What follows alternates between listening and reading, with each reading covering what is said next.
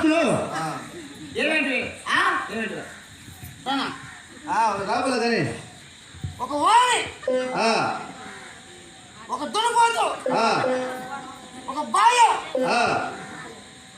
ఒక కయ్య, ఎకర కయ్యా లాస్ట్కి నా ఊదిన ఒక మాట ఇవన్నీ పంచేయాల నాకు అన్నా ఓయ్ నేను కష్టపడి కష్టపడి రూపాయలు సంపాదించి నా వెనక నేను పెళ్లి చేశాను అన్న. అర్హరా అంట 10 మంది నా మహాన్ ఆరకంగా